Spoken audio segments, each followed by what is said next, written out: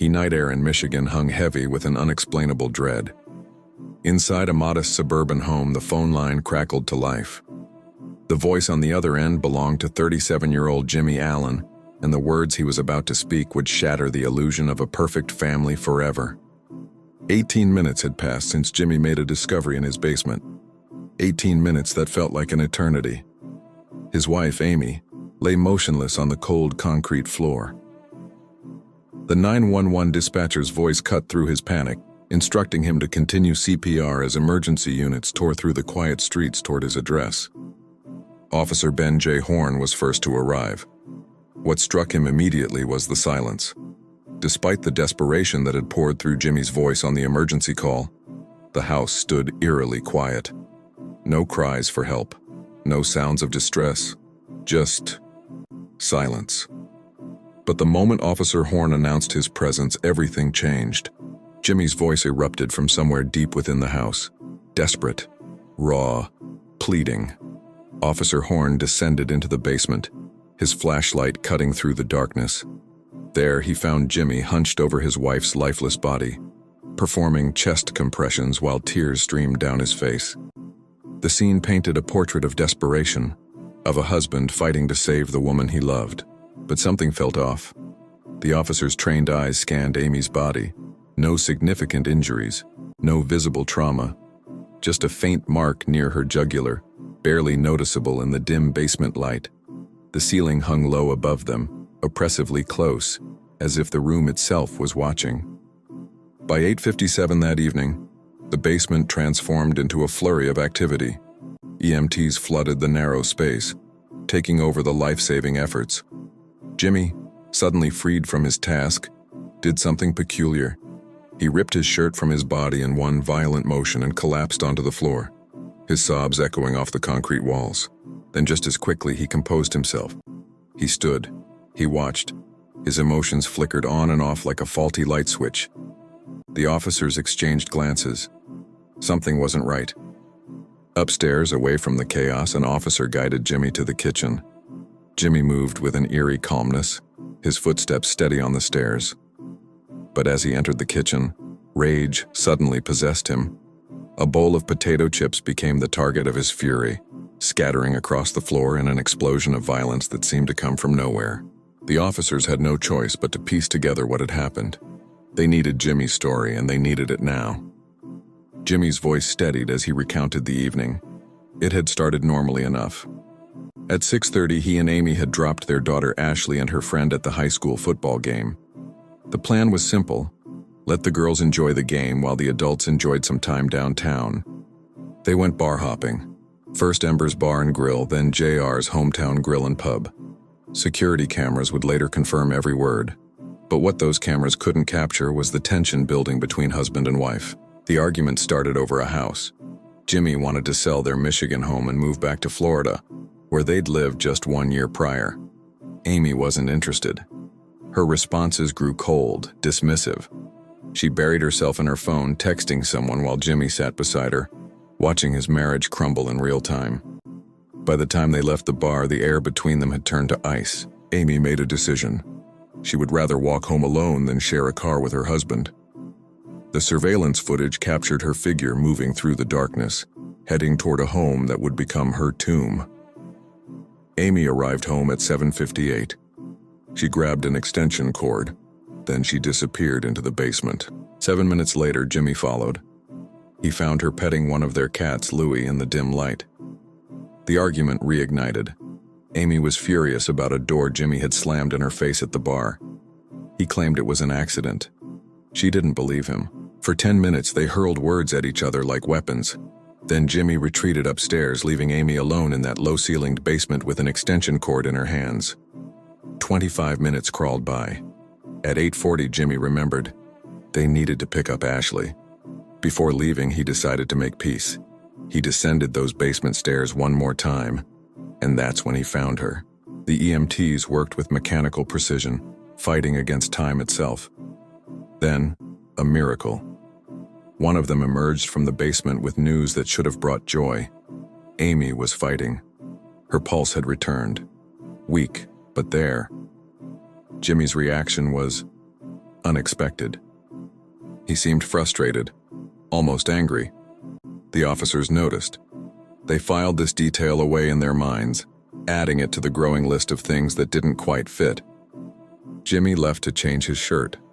When he returned, he called Ashley, his voice eerily controlled. No panic, no details, just a cryptic message about an emergency. Then he called his parents and transformed, his voice breaking with sobs that seemed almost theatrical. But Officer Horn noticed something crucial. Despite the crying, Jimmy's face remained completely dry. Not a single tear had fallen. They moved Jimmy outside, away from what was now a crime scene. Amy was loaded into an ambulance and rushed to Promedica Herrick Hospital just 2 minutes away. Her life hung by a thread. Once the chaos subsided, the officers returned to that basement. They stood there, taking it all in. And that's when they noticed it. The ceiling. It hung impossibly low. Amy was 5 feet 6 inches tall. The ceiling couldn't have been more than 7 feet high. The logistics of Jimmy's story began to crumble in their minds, but they kept their suspicions quiet. For now, morning light brought Officer Horn and his partner back to the Allen household.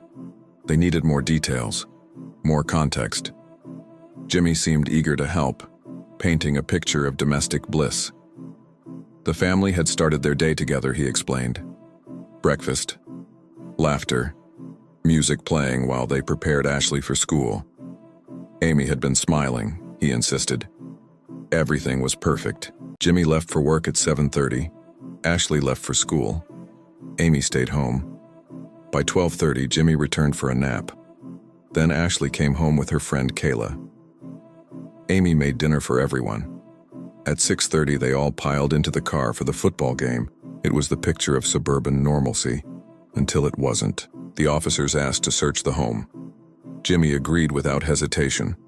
With Louie the cat as their unexpected companion, they combed through every room, collecting Amy's computer, her cell phone, any evidence that might explain the inexplicable. Outside, they found Ashley. The poor girl was devastated, but they had questions. Had her parents fought? Was there a history of violence? No, she told them. Nothing. Everything had been normal. Then Amy's family arrived at the police station, and the story shifted dramatically. They'd waited 14 hours to hear about Amy. 14 hours while Jimmy remained silent. When they finally learned what had happened, they came armed with information the police desperately needed. The picture they painted was dark. Amy had given birth to her son Caleb when she was just 13 years old. Her parents raised him while she finished high school in Ocala, Florida. By graduation, she'd met Jimmy. He stepped into the role of father figure without hesitation. When Amy was 19, Ashley was born. But according to Amy's family, this wasn't a love story. It was a prison. Jimmy controlled everything. What Amy ate, what she posted on social media, who she talked to. He monitored the family like a warden, and when Caleb turned 17, he escaped to his grandparents' house. Jimmy's response was swift and cruel. Amy was forbidden from contacting her family. Her son became a stranger. The last time Caleb saw his mother was at his high school graduation, 1 year before this terrible night. 1 year before everything ended. 3 days after that fateful evening, Amy was removed from life support. September 17, 2018. The investigation transformed from attempted murder to homicide. Detective Larry Rothman needed answers, and he knew where to look: Amy's phone. The text messages between Amy and Jimmy revealed everything. He tracked her constantly, demanding to know her location at all times. His messages dripped with control and paranoia. But Amy's other conversations told a different story. With everyone else, she seemed fine, normal, until they found the messages with George. George was a married man from the East Coast. Amy had been talking to him for 3 years. The content of their messages left no room for interpretation. This was an affair, passionate and explicit. Even on the day she died, Amy and George had been texting constantly, during family dinner, while sitting next to Jimmy at the bar. 5:07 p.m. I wish we could be together right now. 5:29 p.m. I'm excited to see you again.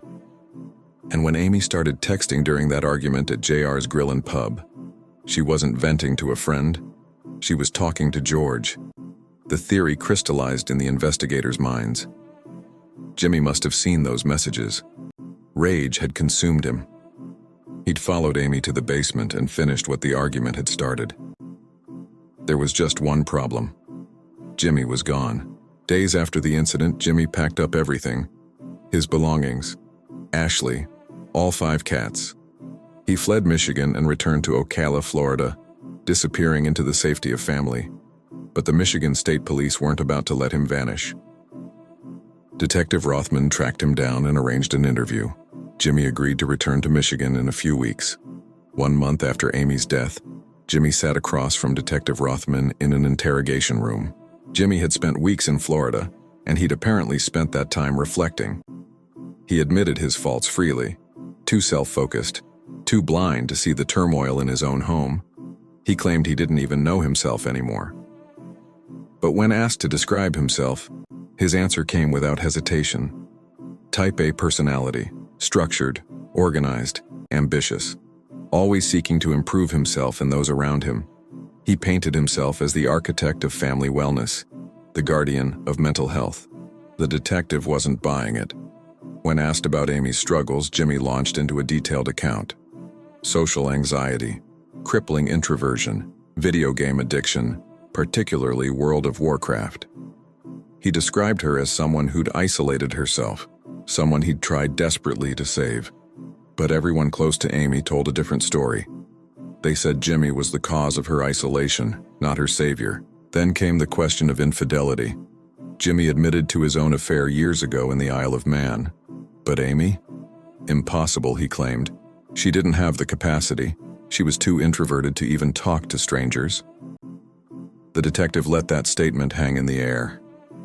Then he dropped the bomb. Amy had been having an affair. Jimmy's face went blank. He denied it. The detective printed the evidence. Excerpts from Amy's conversations with George. Some messages were innocent. Others were decidedly not. The texts led right up to September 14th, the day Amy died. Jimmy stared at the papers, his worldview shattering. He'd controlled every aspect of Amy's life, or so he thought. This secret existence had been hiding right under his nose. He demanded phone records. He wanted to see numbers he didn't recognize. He still couldn't fully believe it. His wife, the woman he'd monitored and controlled, had managed to build an entire relationship without his knowledge. The detective offered Jimmy a polygraph test. Jimmy agreed without hesitation, maintaining his innocence throughout.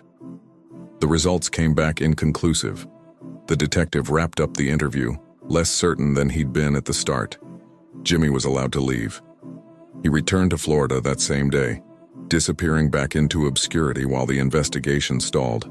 3 months passed before the medical examiner released Amy's autopsy report. The cause of death: strangulation, asphyxiation. But the manner of death remained undetermined, requiring further investigation. The ball was back in Detective Rothman's court. He pored over every piece of evidence, rewatching body camera footage frame by frame. That's when he saw it again. Officer Horn's observation about the ceiling. An idea sparked. Detective Rothman contacted a forensic engineering lab in Michigan. His request was specific. Recreate the exact scenario Jimmy described. Use the same ceiling height, the same extension cord, the same body weight. Months of preparation followed. Testing, analysis, documentation. The results came back definitive. Under those exact circumstances, Amy's feet would have touched the ground. The scenario Jimmy described was physically impossible. A second forensic pathologist reviewed the findings. Their conclusion was clear. Homicide. October 16, 2020. 2 years after Amy's death. Jimmy Allen was charged with 1 count of open murder. By this point, Jimmy had moved on with his life. He had a new fiancée. Their wedding was scheduled for 5 days later. But before they could exchange vows, police arrested Jimmy and extradited him back to Michigan. He was booked into jail and brought to a room where his charges were explained. When told he could contact investigators with questions, Jimmy said something strange. "This is how you sleep at night." The officer didn't understand. Neither did anyone else. At his arraignment, Jimmy pleaded not guilty. Bond was set at $10 million. He wasn't going anywhere. His defense attorney, Daniel Guerin, released a statement proclaiming Jimmy's innocence. 2 years of cooperation with police. Evidence showing he did nothing wrong. A man wrongfully imprisoned, missing his family. September 2021. 3 years after Amy's death. The trial began. Prosecutor Angie Borders opened with confidence. The evidence she promised would lead the jury to only one conclusion: guilty. Defense attorney Guerin countered that the prosecution's case was built on speculation and guesswork. No substantial evidence. A theory that didn't add up. He pointed to Jimmy's search history that night. Jim Carrey movies and Showtime shows. Exactly what he'd told police he was watching. Not the searches of a murderer covering his tracks. Caleb took the stand, Amy's son. He described an incident from years earlier when Jimmy had choked him during an argument. Caleb had pushed Jimmy against a wall, then felt immediate fear. He'd let go, turned around, and suddenly Jimmy was behind him, choking him from behind, forcing him to the ground. Caleb gasped for air, clawing at anything, desperate to break free. If Jimmy had choked Caleb in anger, the prosecution argued, he could have choked Amy too. First responders testified next. They all said the same thing. Jimmy's reactions seemed performative. Over the top, like an actor who couldn't decide what emotion to portray. The body camera footage supported this. Jimmy would sob uncontrollably one moment, then instantly compose himself to answer questions. The switch flipped too easily, too often. Officer Horn testified about Amy's injuries, or rather the lack of them. In a typical hanging, he'd expect to see clear marks, trauma, evidence of the struggle. Amy had almost nothing. Just that faint mark near her jugular. A hospital staff member agreed. The absence of visible injuries was a massive red flag. Then George took the stand, the mystery man himself. He and Amy had met online. They talked about life, dreams, and yes, there was sexual content in their conversations. Text messages, video calls. The relationship deepened with every interaction. They'd met in person twice. The first time was innocent. Coffee in spring 2017. The second time was several months later at a hotel. George was there for work. Amy had free time. Things that happen at hotels happened at that hotel. Their love grew stronger over time. Even on the day Amy died, their messages showed no signs of slowing down. I love you. I want more of you. I love you too. I'm ready to spend time with you in person. Good, let's do it. End of October. I'm in. The prosecution rested after Dr. Elizabeth Buck testified about the extension cord experiment. Could an extension cord support 140 pounds? The testing provided a clear answer: no. Jimmy's story was impossible. The defense called Jimmy's father to the stand. He testified that Jimmy hadn't fled Michigan out of guilt. The family had urged him to come home because he was shattered, almost catatonic, completely unlike himself. Ashley testified for her father as well. But her story had changed dramatically from 3 years earlier. Now she described a mother who overindulged in alcohol, who became mean and violent when drunk. Amy's blood alcohol content had been 0.09% the night she died, consistent with the drinks at the bar. The defense argued this proved Amy had a drinking problem, that she wasn't the stable person the prosecution claimed. They also presented their own expert, Dr. Francisco Diaz. He reviewed the same evidence and reached a different conclusion. Minimal bleeding in the neck muscles. No petechiae. No defensive injuries. In his professional opinion, this was not homicide. The defense hammered their final points home. If Jimmy had choked Amy, where were the scratches on his arms? Anyone being strangled fights back, claws at their attacker's skin, desperate for air. Jimmy had no defensive marks whatsoever. The defense also reframed Amy's affair with George. 3 years of texting, and they'd only met once for 2 hours. This wasn't a real relationship. It was fantasy, an escape from isolation, anxiety, and depression. Amy wasn't running toward a new life. She was running from her current one. The guilt of the affair, combined with isolation, alcohol, and mental health struggles, created a perfect storm. The fuse had been lit, the defense argued, and on September 14, 2018, it finally burned down. The verdict. Both sides rested. Jimmy's fate now belonged to 12 strangers. 6 hours of deliberation passed. Then the jury returned. Guilty of the lesser offense of second-degree murder, Jimmy stood frozen, his face unreadable. He wandered aimlessly for a moment as if his body didn't know how to respond.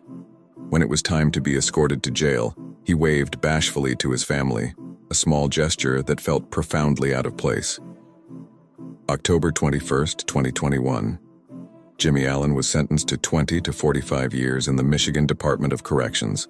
He currently resides at the St. Louis Correctional Facility. If he serves his minimum sentence, he'll be eligible for parole in the year 2040. 20 years from now, he'll be in his late 50s. Ashley will be in her 40s. Amy will still be gone. The low-ceilinged basement in that Michigan home stands empty now. The extension cord is long gone, cataloged as evidence in a box somewhere. The 5 cats have found new homes, but the questions remain. What really happened in those 20 minutes between Jimmy going upstairs and coming back down? What did he see? What did he do? Did rage consume him when he saw those text messages with George?